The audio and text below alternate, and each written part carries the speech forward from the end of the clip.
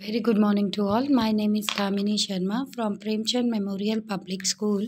Today I explain science subject of class 5th. The name of the chapter is Our Environment. It is of chapter number 14. Let's start our chapter with the topic greenhouse effect.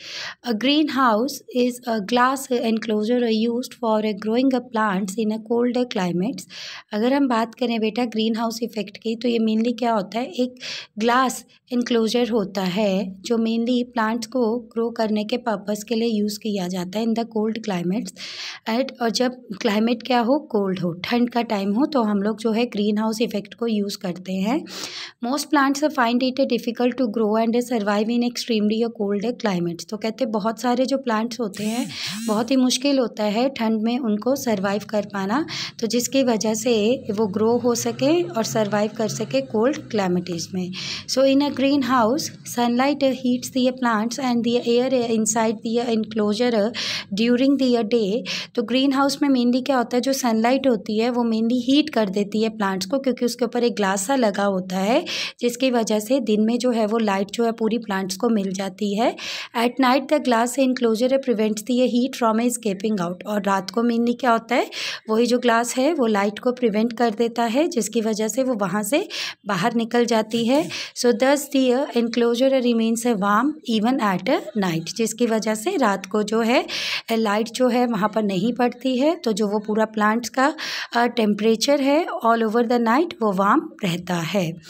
Earth atmosphere also act like a greenhouse. Earth surface ऐसे warms up in their sunlight during their day. तो जो earth atmosphere है वो भी mainly क्या है, green house effect में काफ़ी ज़्यादा यूज़फुल होता है. अर्थ सरफेस जो है वो वार्म अप हो जाता है सनलाइट में ड्यूरिंग द डे.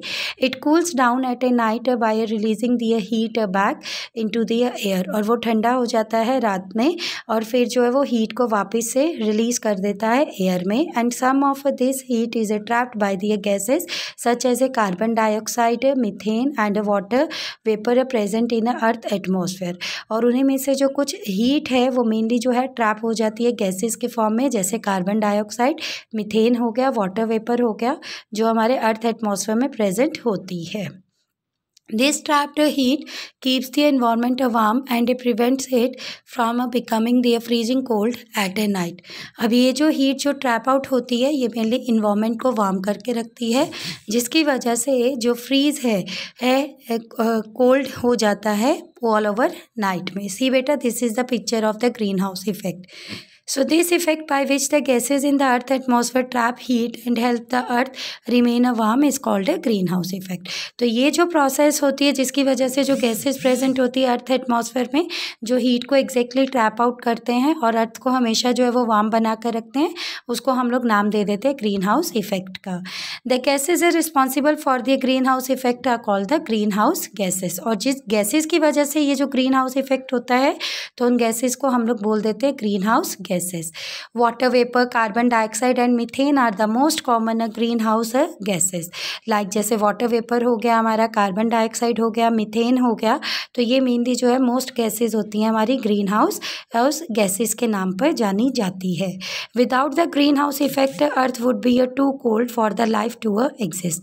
तो ग्रीन हाउस के बिना भी जो है प्लांट्स की जो लाइफ है वो पॉसिबल नहीं है, वो एग्जिस्ट नहीं कर सकते हैं ठंड में.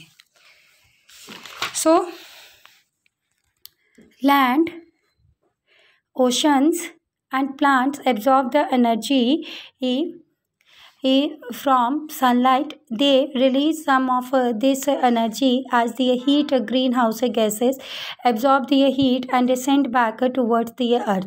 तो जो लैंड, ओशंस और प्लांट्स होते हैं ये मेनली क्या करते हैं, एनर्जी को एब्जॉर्ब करते हैं सनलाइट से, और मेनली जो है वो कुछ जो एनर्जी है हीट की फॉर्म में जो है ट्रांसफ़र जो है वो वापस करते हैं. So green house gases absorb the heat and send it back towards the earth. तो जो ग्रीन हाउस इफेक्ट है वो मेनली क्या करता है, हीट को एब्जॉर्ब करता है और वापस से अर्थ को भेज देता है. Without the green house gases this heat would escape into the space. Let us see what will happen if there are too much greenhouse gases in the atmosphere. अगर ये ग्रीन हाउस गैसेज ना हो तो heat जो है वो गायब हो जाती है और वो मेनली escape हो जाती है किस में, स्पेस में. अगर सपोज करो बच्चा ये जो ग्रीन हाउस गैसेज है बहुत ही ज़्यादा अमाउंट में एटमॉस्फेयर में प्रेजेंट हो जाती है तो क्या होता है, वही चीज़ें अब हमने डिटेल में पढ़नी है। तो सबसे पहले जो है उसका इफेक्ट किस पे पड़ता है, ग्लोबल वार्मिंग पे। अब ग्लोबल वार्मिंग क्या होता है, human activities are increasing the green house effect. Car, buses, factories burn fossil fuel such as a petrol, diesel और ए कोल और a burning of fossil fuels releases the carbon dioxide. अब दिन ब दिन अगर हम लोग बात करें तो बहुत सारी ह्यूमन एक्टिविटीज़ बढ़ती जा रही है जिसका इफेक्ट जो है ग्रीन हाउस इफेक्ट पर भी पड़ता है। जैसे कार, बसेस, फैक्ट्रीज है, बहुत तरह के जो है फॉसिल फ्यूल्स को वो लोग बर्न करते हैं और जब वो बर्न होते हैं तो वो मेनली क्या करता है, कार्बन डाइऑक्साइड को रिलीज़ करता है। तो जिसकी वजह से जो ग्रीन हाउस गैसेज है एयर में वो बहुत ज़्यादा अमाउंट में प्रेजेंट हो जाती है।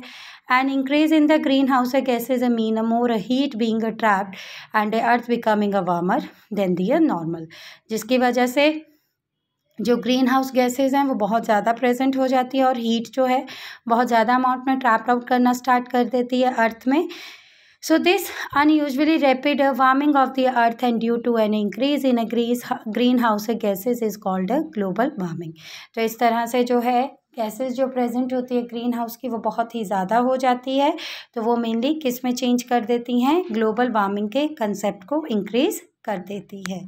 अब what are the effect of the global warming. अब ग्लोबल वार्मिंग का मेनली इफेक्ट क्या होता है, the warmer weather could harm living things. जितना ज़्यादा वार्म वेदर होगा वो लिविंग थिंग्स के लिए क्या होता है, हार्मफुल होता है। It could also cause the polar ice caps to the melt and this would cause the sea levels to the rise, जिसकी वजह से क्या होता है कि जो पोलर आइस कैप्स होते हैं वो भी मेल्ट होना शुरू हो जाते हैं और सी लेवल क्या होता है, राइज होना शुरू हो जाता है। Plants, animals and building along coast lines would be in a dangers.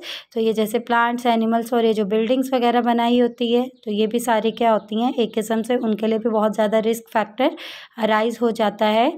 So global warming में ऑल्सो भी रिस्पॉन्सिबल फॉर एक्सट्रीम वेदर और irregular rainfall and more frequently draft and the floods. तो जिसकी वजह से ग्लोबल वार्मिंग अगर ज़्यादा amount में हो जाए तो मेनली जो है वेदर में काफ़ी ज़्यादा चेंजेस आ जाते हैं। लाइक कभी भी बारिश हो जाती है, कभी भी फ्लड आ जाएगा, तो ये मेनली क्या होता है, हमारे लिए काफ़ी ज़्यादा हार्मफुल होता है। So how we save the environment, हम अपने इन्वायरमेंट को कैसे सेव कर सकते हैं। टू रिवर्स और slow down the global warming we will have to make a sincere effort of remove the factors are responsible for it. अगर हमें अपने ग्लोबल वार्मिंग को कम करना है तो हमें कुछ फैक्टर्स का ध्यान रखना होगा और हमें वो कुछ एफर्ट्स भी लगाने पड़ेंगे। सबसे पहले क्या है, reduce air pollution, air pollution को रिड्यूस करना। Stop using a fossil fuels, fossil fuels को कम से कम यूज़ करना। Then switch to renewable energy, हमें रिन्यूएबल एनर्जी को ही यूज़ करना चाहिए। Stop burning a wood, wood को नहीं जलाना चाहिए। देन कंजर्व फॉरेस्ट, पेड़ पौधों को नहीं काटना चाहिए। प्लांट मोर ट्रीज, ज़्यादा से ज़्यादा जो है वो ट्रीज़ को लगाना चाहिए। फॉलो द 3 Rs कंसेप्ट, हमें 3R के कंसेप्ट को यूज़ करना चाहिए। रिड्यूस, रीयूज़ और recycle to reduce the waste, कि वेस्ट जो है वो रिड्यूस कर सके, तो हमें ये 3Rs के कंसेप्ट को यूज़ करना चाहिए। अब ये 3Rs के कंसेप्ट क्या होता है, इवन बेटा आपने 4th स्टैंडर्ड में भी पढ़ा होगा। Again I am giving you the overview. So 3Rs rules, 3Rs mean R, first R जो होता है it stand for reduce. Reduce का मतलब है buy what you need and don't waste और थ्रो अवे एनीथिंग। जिस चीज़ को भी आपने खरीदना है सिर्फ उसी चीज़ को खरीदिए जो आपको ज़रूरत है और वेस्ट को कभी भी इधर उधर मत फेंकिए। Reuse, put old things to some other use, give old books and clothes to someone who needs them. आपकी जो पुरानी चीज़ें होती हैं उनको आप रख दीजिए। अगर आपको लगता है कि फ्यूचर में जैसे बुक्स हो गए या कपड़े हो गए जो आपको छोटे हो गए, तो जिन पर्सन को ज़रूरत है आप उनको देकर उनकी नीड्स को फुलफ़िल कर सकते हैं। Then recycle, give discarded things that can not be reused for the recycle. जो चीज़ें हमारी जैसे टूट जाती है तो उसको हमें फेंकने की बजाय अगर वो रिसाइकल हो जाती हैं तो हमें उनको रिसाइकल कर लेना चाहिए। जैसे सपोज करो ब्रोकन मेटल, ग्लास और प्लास्टिक ऑब्जेक्ट्स, इन सब को हम लोग रिसाइकल कर कर न्यू थिंग्स बना सकते हैं। So waste paper can also be a recycle. तो let us all join our hands and save the earth. अगर हमें अपने अर्थ को सेव करना है तो बेटा ये सबसे पहले हमारी ही रिस्पॉन्सिबिलिटी रिस्पॉन्सिबिलिटी बनती है कि हम अपने अर्थ को कैसे प्रोटेक्ट करें।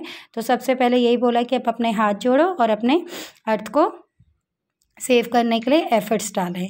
तो डेली जो है, if each one of us daily does our bit to conserve electricity, water and fuel and think how much a cleaner and the greener earth our world will be. अगर रोज़ का रोज़ ही हर एक आदमी ये सोच कर चले कि मुझे जो इलेक्ट्रिसिटी वेस्ट नहीं करनी चाहिए, पानी को वेस्ट नहीं करना चाहिए, फ्यूल को वेस्ट नहीं करना चाहिए, तो श्योर जो है हमारा जो है अर्थ में कंजर्वेशन होगी।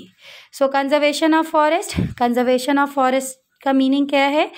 डिफॉरेस्टेशन जो है, deforestation is the large scale cutting down of the trees and fewer trees is mean that the less carbon dioxide is being taken out of the atmosphere, it result in an increase in the green house gases which leads to the global warming.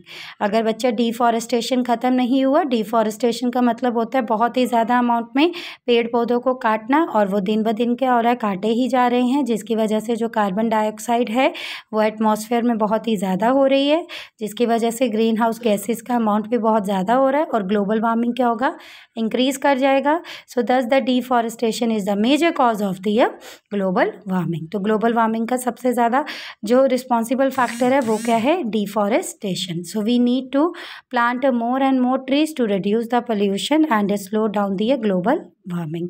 तो हमें क्या करना चाहिए? ज़्यादा से ज़्यादा plant लगाने चाहिए, ट्रीज लगाने चाहिए, ताकि जो है हम लोग पोल्यूशन को कंट्रोल कर सके और ग्लोबल वार्मिंग को ख़त्म कर सके।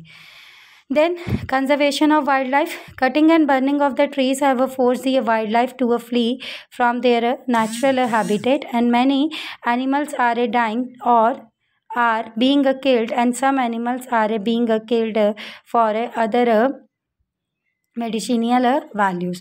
अगर हम लोग बात करें तो बहुत सारे जो जानवर है उनको भी मारा जा रहा है हैबिटेट्स को अपने पर्पस के लिए। तो ये भी मेनली क्या कर रहा है हमारे ये जो वाइल्ड लाइफ है उसको ख़त्म कर रहा है। So some animals are already extinct and some of them are considered endangered. कुछ जानवर जो है वो तो हमारे लिए यूज़फुल होते हैं, पर कुछ क्या है हमारे लिए ख़तरनाक भी होते हैं।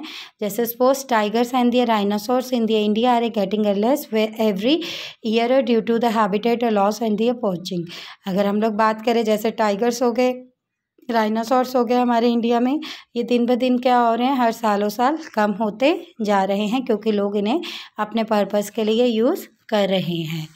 The great Indian bustard, a beautiful bird nearly the size of the young ostrich, is almost extinct। और अगर हम लोग पशु पक्षियों की भी बात करें तो वो भी जो है दिन ब दिन क्या हो रहे हैं, कम होते जा रहे हैं, जैसे सपोज कि यह ऑस्ट्रिच है।